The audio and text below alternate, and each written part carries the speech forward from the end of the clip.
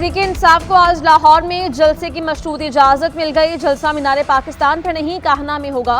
Notification के मुताबिक जलसे का टाइम 3 बजे से 6 बजे तक मुकर्रर। सिक्योरिटी की जिम्मेदारी पीटीआई की क़यादत की होगी। किसी अलग शख्सियत के खिलाफ बयानबाजी की इजाज़त नहीं दी जाएगी। कोई इश्तिहारी जलसे या स्टेज पर नजर नहीं आएगा। डिप्टी कमिश्नर लाहौर और पीटीआई लीगल टीम की मुशावरत के बाद जलसे के मकाम का फैसला किया गया। Opposition leader Punjab assembly Malik Ahmad Khan Bhuchar ने कहा, आईनी और जमहूरी तरीके से पुरअमन जलसा करेंगे। हमने कानून की जंग लड़ी, अल्लाह ने कामयाबी अता की। तहरीक इंसाफ के जलसे से पहले पुलिस इन एक्शन, छापे और गिरफ्तारियां शुरू। लाहौर में ओरिगा मार्केट से दर्जनों कारकुन पकड़े गए।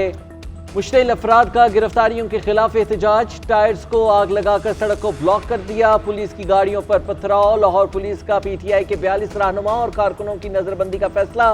मियां मोहम्मद असलम इकबाल, महमूद रशीद, वक़ास अमजद और दीगर के नाम भी शामिल। वज़ीर आला अली अमीन गंडापुर का मरकजी काफिले को खुद लीड करने का फैसला। रुकावटें हटाने के लिए मशीनरी साथ ले जाएंगे। लाहौर जलसे के लिए पिशावर में 3 कंटेनर तैयार। काफिले आज सुबह खैबर पख्तूनख्वा से रवाना होंगे।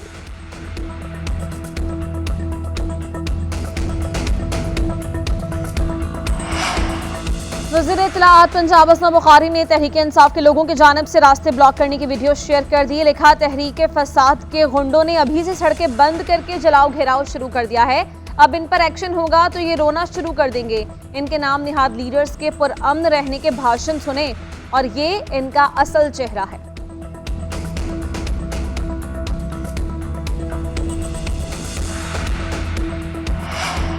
Supreme Court practice and procedure ordinance पर अमल दरामद शुरू। चीफ जस्टिस काजी फायज ईसा ने जजेस कमेटी तब्दील कर दी। दूसरे सीनियर तरीन जज जस्टिस मुनीब अख्तर को 3 रुकनी कमेटी से बाहर कर दिया। जस्टिस अमीनुद्दीन खान कमेटी का रुकन नामजद। Justice Aminuddin Khan seniority list में 5वें नंबर पर है। जस्टिस मंसूर अली शाह भी जजेस कमेटी का हिस्सा है। चीफ जस्टिस काजी फायज ईसा की सरबराही में प्रैक्टिस एंड प्रोसीजर कमेटी का इजलास। जस्टिस मंसूर अली शाह की अदम शिरकत पर इजलास पीर तक मुलतवी।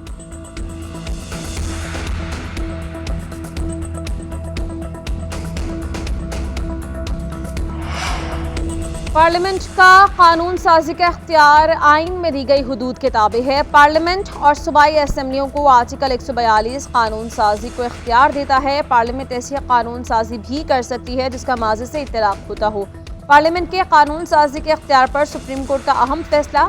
जस्टिस मंसूर अली शाह ने टैक्स मुकदमे में 41 अफराद का फैसला तहरीर किया। लिखा, सिर्फ आइन शिकनी से मुताल्लिक़ फौजदारी मामले पर कानून साजी माजी से हो सकती है।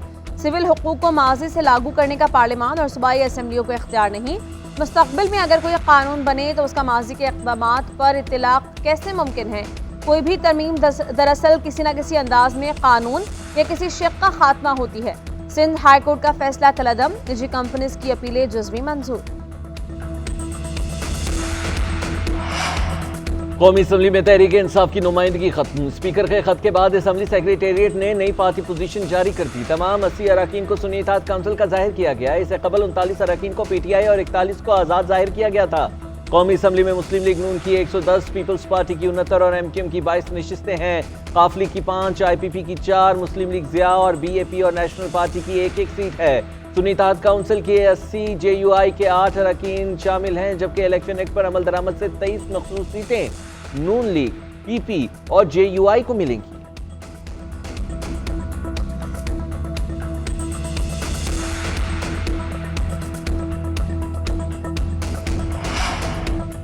तहरीक इंसाफ ने 38 अरकान कौमी असम्बली का नोटिफिकेशन जारी करने का मुतालबा कर दिया। चेयरमैन पीटीआई बैरिस्टर गौहर का कहना है कि इलेक्शन कमीशन के पास MNAs का नोटिफिकेशन रोकने का कोई आईनी, कानूनी और अखलाकी जवाज नहीं।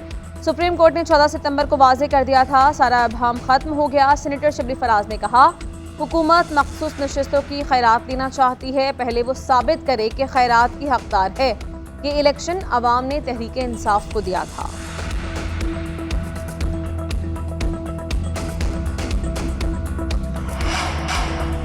पार्लियामेंट का कानून साजी का इख्तियार आइन में दी गई हुदूद के ताबे है। पार्लियामेंट और सूबाई असम्बलियों को आर्टिकल 142 कानून साजी को इख्तियार देता है। पार्लियामेंट ऐसी कानून साजी भी कर सकती है जिसका माजी से इत्तलाक होता हो। पार्लियामेंट के कानून साजी के इख्तियार पर सुप्रीम कोर्ट का अहम फैसला। जस्टिस मंसूर अली शाह ने टैक्स मुकदमे में 41 अफराद का फैसला तहरीर किया। लिखा सिर्फ आइन शिकनी से मुताल्लिक फौजदारी मामले पर कानून साजी माजी से हो सकती है।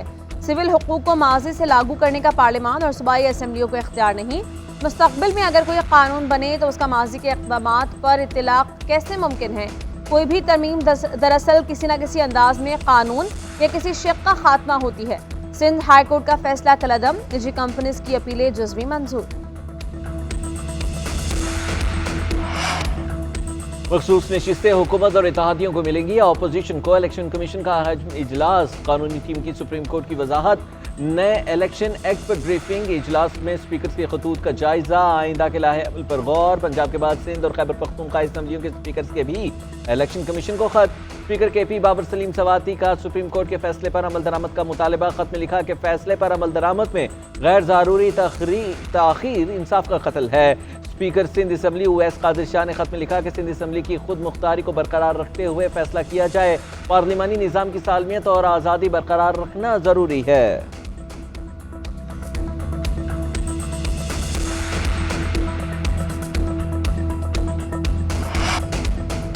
हुकूमत अपनी मुद्दत पूरी करती नजर नहीं आ रही। हुकूमत पार्लिमान अवाम की खिदमत कम, ताकतवर की ज्यादा कर रही है। हुक्मरान गलत काम के लिए बजिद रहे तो JUI रुकावट बनेगी। मौलाना फजल रहमान की न्यूज़ कॉन्फ्रेंस, कहा मुजवज़ा आइनी तरमीम का मकसद हुकूमत को तहफ़्फ़ुज़ देना था। इब्तिदा में हुकूमत आइनी तरमीम का मुसवदा दिखाने को तैयार नहीं थी।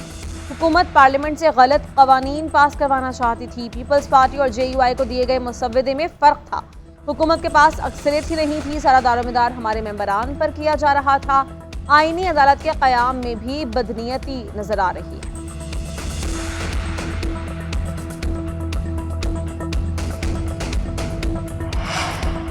PTI चाहती है कि पार्लियामान चले और ना ही अदालती निज़ाम। आईनी अदालत के क़याम का बानी PTI से कोई ताल्लुक नहीं। बानी PTI को अपनी ज़ात के अलावा भी सोचना चाहिए। Chairman People's Party Bilawal Bhutto Zardari कहते हैं, आईनी अदालत की बात मिसाक़ जमहूरियत का हिस्सा थी। मुल्क में कोई शहरी अदालती निज़ाम से मुतमईन नहीं।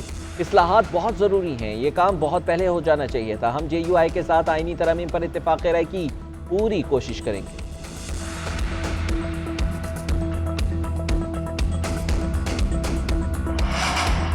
पाकिस्तान और इंग्लैंड टेस्ट सीरीज का नज़रसानी शुदा शेड्यूल जारी। दूसरा टेस्ट मैच कराची के बजाय मुल्तान में 15 से 19 अक्टूबर तक खेला जाएगा। बाकी दोनों टेस्ट तयशुदा शेड्यूल के मुताबिक होंगे। पहला टेस्ट 7 ता 11 अक्टूबर मुल्तान, तीसरा टेस्ट 24 ता 28 अक्टूबर रावलपिंडी में होगा।